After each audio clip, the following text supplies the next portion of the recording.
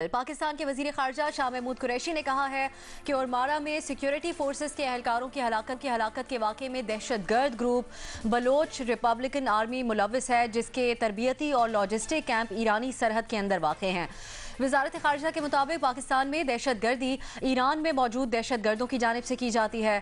वजीर आज़म इमरान खान इस वक्त दौरे ईरान पर हैं और इस मौके पर ईरानी सदर हसन रूहानी के साथ उन्होंने मुश्तरका प्रेस कॉन्फ्रेंस की। इमरान खान का कहना था कि ईरान में होने वाली दहशतगर्दी में पाकिस्तानी सरजमीन पर मौजूद गिरोह मुलव्विस हैं। हम पाकिस्तानी सरजमीन को ईरान के खिलाफ इस्तेमाल नहीं होने देंगे। उन्होंने कहा कि हम ये भी चाहते हैं कि ईरानी सरजमीन से भी पाकिस्तान में कोई नुकसान न हो।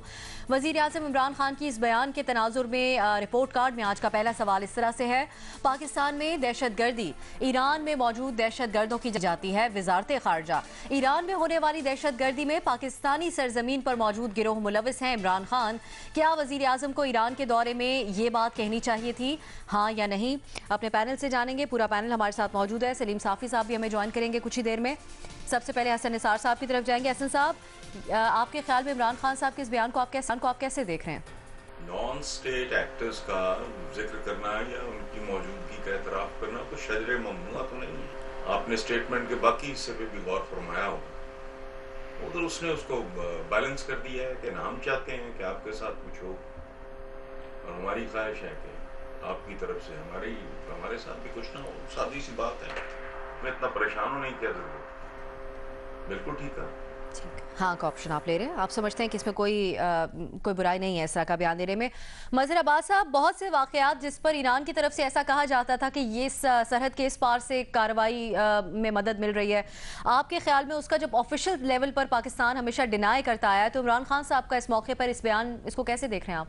देखिए, ये जो प्रेस कॉन्फ्रेंस है ये ज़ाहिर है उनके मुज़ाकरात के बाद हुई है, जिसमें उन्होंने एक इंटेलिजेंस शेयरिंग की भी बात की है और दोनों को ये रियलाइजेशन है कि ये जो बॉर्डर है ये बड़ा ट्रिकी बॉर्डर है और इसमें बहुत सी ऐसी एक्टिविटी साल से होती आई हैं। कोई आज की बात नहीं है। इसमें बहुत से लोग यहाँ से जाते रहे हैं, बहुत से लोग वहाँ से आते रहे हैं। इसमें ख़ास तौर पर ईरानियन बलोच जो हैं उसके हवाले से ये चीज़ें बड़ी रही हैं कि जो पाकिस्तान में भी बलोच बड़ी तादाद में रहते हैं, उनका भी बाज़ का ओरिजिन जो है वो ईरानियन बॉर्डर से मिलता है, बलूचिस्तान और ईरान बॉर्डर से मिलता हुआ है।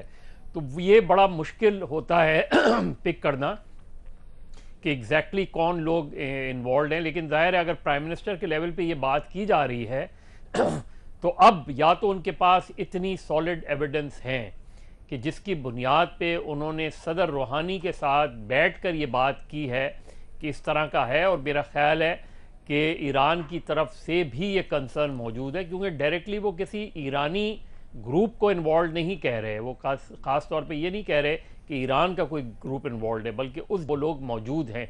लेकिन डिप्लोमेसी में सिलेक्शन ऑफ वर्ड बड़ा इंपॉर्टेंट होता है जब आप कोई इस तरह की प्रेस कॉन्फ्रेंस में बात कर रहे होते हैं, क्योंकि ये सारी बातें उन्होंने ईरानियन प्रेसिडेंट को आगाह कर दिया होगा।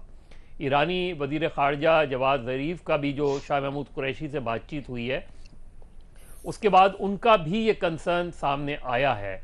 लेकिन मेरा ख्याल है सिलेक्शन ऑफ वर्ड्स में एहतियात की ज़रूरत होती है। इस चीज़ का ज़रूर ख्याल रखना चाहिए था। लेकिन जिस तरह हसन साहब कह रहे हैं, वैसे कोई इसमें हर्ज नहीं है इस चीज़ में। लेकिन अगर आप ये नहीं भी कहते और जनरली कहते कि दोनों ममालिक के दरमियान इस चीज़ पर इत्तेफाक राय हुआ है कि एक दूसरे की सरजमीन जो है वो दहशतगर्दी के लिए इस्तेमाल नहीं होने दी जाएगी, तो ये ज़्यादा बेहतर सिफारती जुमला होता बनिस्बत इसके कि जो बात उन्होंने की है।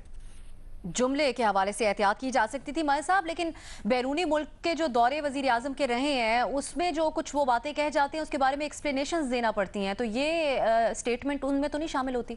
देखिए अगेन मैंने कहा कि ये जो प्रेस कॉन्फ्रेंस है वो ईरानी सदर के साथ बैठकर उन्होंने की है, तो इसका मतलब ये है कि पहले ये एक अंडरस्टैंडिंग या तो हो गई होगी, मैं इसमें बिल्कुल फाइनल वो नहीं कह सकता कि जी। लेकिन जब हमने ईरानी सदर का जवाब सुना या उन्होंने जो बात की उसमें उन्होंने कोई डायरेक्टली बात नहीं की इस हवाले से जो हमारे प्राइम मिनिस्टर ने। इसलिए मेरा ख्याल है चूंकि फॉरेन मिनिस्टर ने शाह महमूद कुरैशी साहब ने पहले ही ये बात कर चुके थे शाह महमूद कुरैशी साहब, तो मेरा ख्याल है अगर प्राइम मिनिस्टर अवॉइड करते तो ज़्यादा बेहतर था।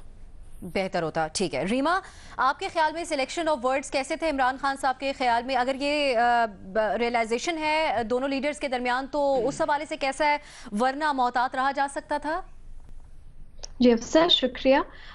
मेरा भी यही ख्याल है कि समझ नहीं आती इमरान खान साहब के साथ कि उन्होंने ऐसे ही बात कर दी या क्या वो पाकिस्तान की पॉलिसी जो है वो स्टेट कर रहे हैं, क्योंकि मेरा नहीं ख्याल पाकिस्तान ने कभी पहले इस तरह एतराफ़ किया है कि ईरान में जो दहशतगर्दी होती है उसमें जो लोग या जो तंजीमें मुलविस हैं वो पाकिस्तान से ऑपरेट करती हैं। तो अगर उन्होंने सोच समझ के ये बात की है और ये पाकिस्तान की पॉलिसी है तो जैसे हसन निसार साहब कह रहे थे इसमें कोई गलत बात नहीं है। हमें ये जो डिनायल का एक हमें शौक है कि दुनिया के सामने हमेशा ये कहना है कि पाकिस्तान में कुछ बुरा नहीं होता, पाकिस्तान की कोई पॉलिसी बुरी नहीं थी, मेरा ख्याल है ये थोड़ा सा अब इससे हटना चाहिए हमें। और इमरान खान साहब ने पहले भी जब भारत के साथ इसी तरह की बातचीत होती है तो उन्होंने कहा है कि पास्ट में जो भी पॉलिसी रही हो अब पाकिस्तान कोई जो शख्स या जो तंजीम दहशतगर्दी में मुलविस है वो एक्सेप्ट नहीं करेगा, टॉलरेट नहीं किया जाएगा और उनके खिलाफ एक्शन लिया जाएगा। तो इसी तरह अगर ईरान के बारे में भी यही बात की है तो उसमें कुछ गलत नहीं है। मसला ये आता है कि इमरान खान साहब जब कहते हैं तो उन्हें सराहा जाता है, कोई और यही बात करता है तो उन्हें ट्रेटर कह दिया जाता है या कहा जाता है कि वो पाकिस्तान के जो दुश्मन हैं उनकी मदद कर रहे हैं ये बात करके। तो ये एक हिपोक्रेसी और डबल स्टैंडर्ड्स नज़र आते हैं। लेकिन दूसरी बात वही है कि क्या इमरान खान साहब पाकिस्तान की पॉलिसी स्टेट कर रहे हैं या क्योंकि अक्सर वो प्रिपेयर्ड नहीं होते, जो वो बातचीत करते हैं ऐसे कह देते हैं, फिर बाद में जैसे आपने भी कहा एक्सप्लेनेशंस देनी पड़ती हैं, या वैसा कोई मामला है। अगर उन्होंने स्टेट पॉलिसी स्टेट की है तो मेरा ख्याल है बहुत खुशाइन बात है और उस पर अब अमल दरामद भी होना चाहिए। हाँ, का ऑप्शन आप ले रही हैं बाबर साहब, ये इसको क्या पाकिस्तान की पॉलिसी समझा जाए प्राइम मिनिस्टर साहब के इस बयान को? जी, पाकिस्तान की ये लॉन्ग स्टैंडिंग पॉलिसी है और ख़ाली ईरान के साथ नहीं है, बाकी मुल्कों के साथ भी हमारी डिक्लेयर्ड पॉलिसी यही है कि हमारी सरजमीन से कोई ग्रुप्स नहीं ऑपरेट करेंगे किसी और मुल्क में जाके, और अगर हमें कोई बताएगा या हमें पता चलेगा तो हम उनके खिलाफ एक्शन लेंगे। ये पॉलिसी हमारी अफगानिस्तान के साथ भी है, इंडिया के साथ भी है और ईरान के साथ भी है। सो मुझे नहीं लगता कि उन्होंने आज कोई नई बात कही है, पहली बात। दूसरी बात ये कि जब हम बात करते हैं नॉन स्टेट एक्टर्स की तो उस वक्त इल्ज़ाम रियासत पे उस सूरत में लगता है कि इल्ज़ाम ये हो कि स्टेट नॉन स्टेट एक्टर्स को प्रोटेक्ट कर रही है या स्टेट अपने नेशनल सिक्योरिटी ऑब्जेक्टिव्स को प्रमोट कर रही है नॉन स्टेट एक्टर्स के थ्रू। और ये वो कॉन्टेक्स्ट है जिसमें इंडिया के साथ कभी हमारा डिफरेंस ऑफ ओपिनियन आता है, कभी किसी हद तक अफगानिस्तान के साथ भी आता है जब गवर्नमेंट्स पाकिस्तान के साथ फ्रेंडली नहीं होती। ईरान के साथ तो भी ऐसी बात नहीं है, हम दुश्मन मुल्क के साथ तो बात नहीं कर रहे, हम एक हमसाया मुल्क के साथ जिसे हम अपना दोस्त मुल्क समझते हैं हम उनके साथ बात कर रहे हैं। सो अगर पाकिस्तान के अंदर एक अटैक हुआ तो हमारे फॉरेन मिनिस्टर ने एक प्रेस कॉन्फ्रेंस की, उसने कहा कि ईरान से ओरिजिनेट हुए हैं वो लोग जिन्होंने ये टेररिस्ट अटैक किया है। इसी तरह ईरान भी पब्लिकली ये बात पाकिस्तान को कह चुका है और हमने एक दूसरे को उस वक्त अटैक नहीं किया। हमने कहा जी बिल्कुल अगर ऐसी बात है, जाहिर है बॉर्डर एरियाज हैं, उसमें कई दफ़ा ना चाहते हुए भी सैंक्चुरीज बनी होती हैं, आप कोऑर्डिनेटेड एक्शन कर सकते हैं। तो मेरे ख्याल से तो एक बड़ी अच्छी पॉजिटिव कॉन्वर्सेशन है कि आप कहें कि जी बिल्कुल आप इंफॉर्मेशन शेयर करें, आप अपने साइड से एक्शन करें, हम अपने साइड से एक्शन करेंगे। हमारी अमेरिका के साथ यही कॉन्वर्सेशन अफगानिस्तान के कॉन्टेक्स्ट में भी होती रही थी फॉर द लॉन्गेस्ट टाइम। सो उस लिहाज से भी मुझे इसमें कोई एतराज नहीं लगता।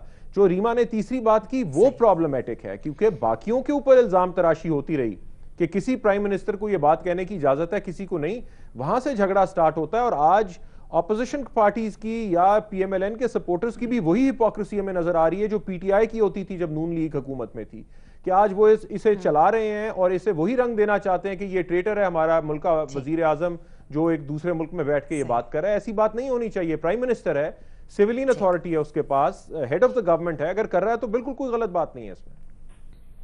हाँ, का ऑप्शन आप ले रहे हैं। न्यायी साहब, पाकिस्तान जिस बात को ऑफिशियली डिनाई करता रहा है, अगर वजीर आजम ने रियलाइजेशन के तहत भी ये बात की है तो क्या ये खुशाइन बात है?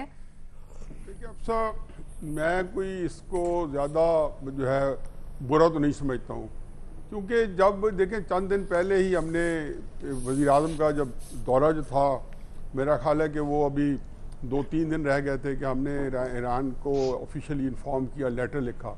तो इस तरह का लेटर जो है वो मुलतवी भी किया जा सकता था, लेकिन क्योंकि वो वाक़े के 3-4 दिन बाद ये लेटर हमने भेजा कि ये आपके एहतजाज किया कि इस ग्रुप ने जो कोस्टल हाईवे पे हमला किया या कौन से रास्ते से और कहाँ से नहीं किया।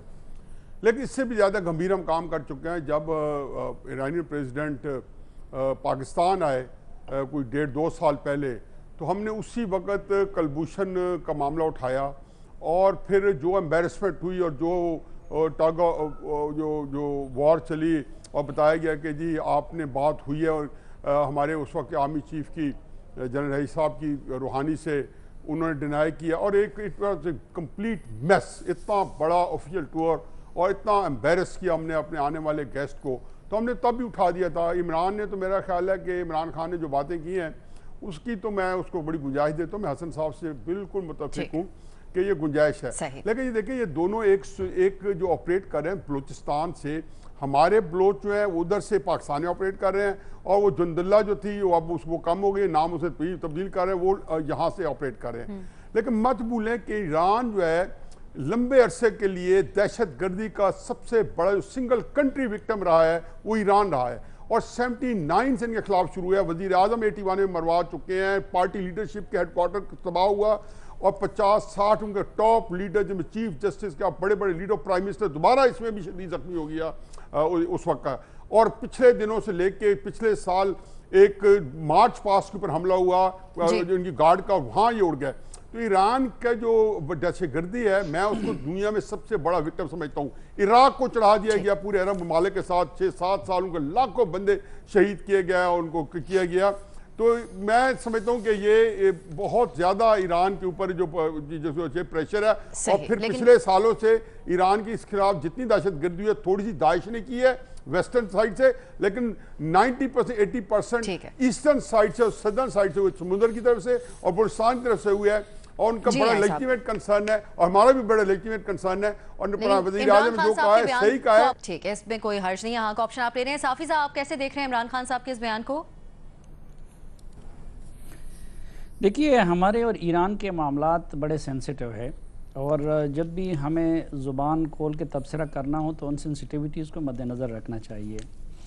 एक तो दोनों पड़ोसी और इस्लामी ममालिक हैं, लेकिन उसके साथ साथ कुछ हक़ाइक़ भी हैं। हक़ाइक़ एक तो ये है कि ईरानी सरज़मीन किसी न किसी शक्ल में हमारे ख़िलाफ़ इस्तेमाल हो रही है और हमारी सरज़मीन किसी न किसी शक्ल में उनके ख़िलाफ़ इस्तेमाल हुई है और शायद हो रही है।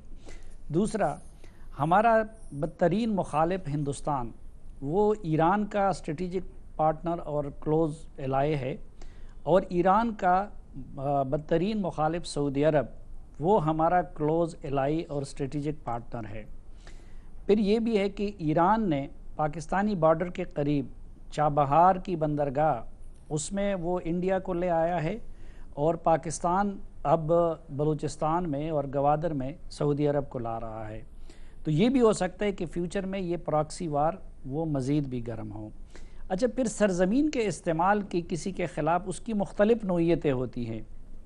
एक ये कि वो सरज़मीन इस्तेमाल हो रही है, लेकिन क्या वो उस स्टेट की सरपरस्ती में हो रही है या कि नहीं, उस सरज़मीन पे ख़ुद उस स्टेट की गिरफ्त इतनी मजबूत नहीं है कि वो किसी के ख़िलाफ़ इस्तेमाल हो सकती है। अब उसमें अगर आप देखा जाए तो बलूचिस्तान के अंदर बड़े बड़े चैलेंजेस का सामना है और उसके बरक्स ईरान की जो सरज़मीन है, ईरानी सरज़मीन जितनी भी है उस पर ईरानी हुकूमत की गिरफ्त बहुत ज़्यादा मजबूत है। उनके इंटेलिजेंस का निज़ाम भी, उसका मुआशरती साख्त भी, वो सारी चीज़ें उनकी बड़ी मजबूत है। तो अगर सरज़मीन इस्तेमाल हुई भी है तो उसमें एक ये फ़र्क कि क्या वो स्टेट की सरपरस्ती में इस्तेमाल हुई है या स्टेट की मर्ज़ी के ख़िलाफ़। हमारा ये बावर भी हम करते हैं और ये हमारा है कि अगर पाकिस्तानी सरज़मीन कभी इस्तेमाल हुई भी है तो वो पाकिस्तानी स्टेट की मर्ज़ी के ख़िलाफ़ इस्तेमाल हुई है। अब जो प्राइम मिनिस्टर साहब ने एतराफ़ किया है, दूसरा ये कि कोई ग्रोह आके आपकी सरज़मीन को इस्तेमाल किया और फिर उधर चला गया, वो ईरानी एलिमेंट है। मसलन इससे पहले अगर जैश उल अदल के लोग थे या उससे पहले अगर रीगी था तो रीगी वैसे तो थे उस मुल्क के, इल्ज़ाम उन पे पाकिस्तान का लगता रहा। बाद में पता चला कि वो काबुल में थे और वहां से यूएई जा रहे थे, रस्ते में उनको गिरफ्तार कर लिया गया। भी होती है, आप कह रहे हैं मेरे ख्याल में होने की जी। नहीं, अब जो प्राइम मिनिस्टर साहब ने उधर जाके एतराफ़ किया है, प्राइम मिनिस्टर साहब ने जाके जो एतराफ़ किया है उसके कुछ दूसरे मानी निकलते हैं कि जैसे उन्होंने कहा है कि पाकिस्तान बेस्ड ग्रो। अब ये हमारी बदकिस्मती है कि पता नहीं प्राइम मिनिस्टर को कोई ये क्यों नहीं समझाता कि इस तरह के मौके पे आप लिखी हुई तकरीर किया करें। पहले अफ़गानिस्तान के मामले में भी उन्होंने गैर मुहतात अल्फाज इस्तेमाल करके मुश्किलात पैदा कर दी। वो लिखी हुई तकरीर भी नहीं करता और पॉइंट्स भी नहीं रखता और किसी तरह गैर मुहतात। ठीक है, माजी में वो तनकीद करते हैं लिखी हुई तकरीरों के ऊपर। 4 हाँ के ऑप्शंस हैं, 2 नहीं के ऑप्शन हैं।